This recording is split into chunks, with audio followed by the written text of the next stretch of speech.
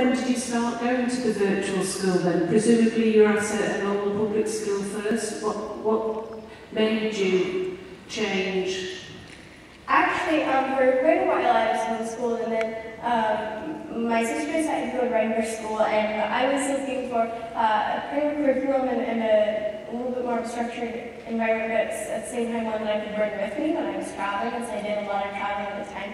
And so that was when I really found out about online schooling, and I hadn't known about it before then, but I went to the school's website, I looked at what online schooling was, and that was when I really decided that I wanted to do that because it would allow me to really bring the learning with me. So that was about, apparently it's 4 years ago, it was like 3, but I would say quite a bit of the decision was because it was a school option that I could bring with me. And the flexibility as well of being able to do lessons at my own pace, because when you sit in a classroom, you go at the pace of everyone in the room, and so being able to advance quicker or slower as I needed to in this experience.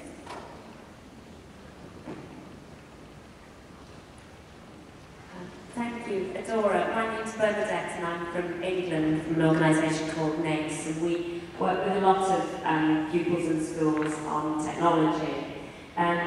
It's wonderful what you've told us, and I'm sure we're all tingling at the thought of the inspiration that you bring.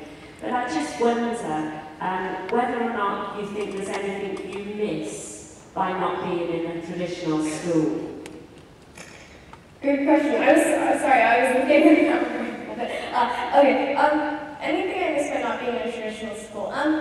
I would say that, obviously, a traditional school is fairly different from an online school because you go and you have day-to-day walking into a building, but I think that going to an online school and being able to have the school come to me is definitely more efficient. There still are social opportunities. There's like field trips every month and online live sessions every week. So there are still a lot of opportunities to make connections with other students and with the teachers, which I think is very important.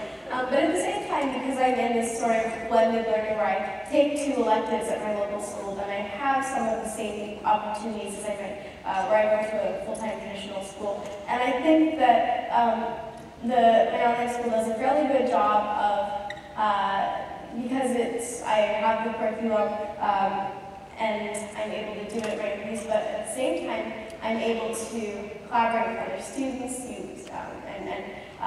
so I think that obviously there are pros and cons to everything, and I think that for me the pros definitely outweigh the cons. And so there are social opportunities that I have that you might say, being in a school environment, you get those that I said. Good morning, I'm Jim Montoya from the College Board. Just wondering your thoughts about whether you see yourself going on to a traditional university, or what advice you might have for university presidents in terms of how colleges need to reform. That's a good question. Yes, I do plan on going on to college. I'll probably be graduating early and then going to college.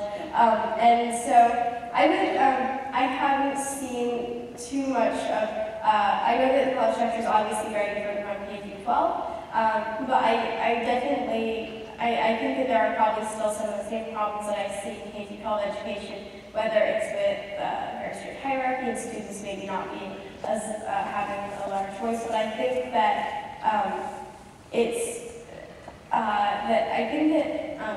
since students in college are definitely older, that they can't. That it's very important that they also have a voice in their campuses, and it's not just adults, because that's what really differentiates this is a school versus this is an institution where I'm going to and I just have to follow rules and everything. I think that it's important for it to be a democratic process. So I don't know, I think this really probably varies with different colleges, but I would say the student voice is an important issue.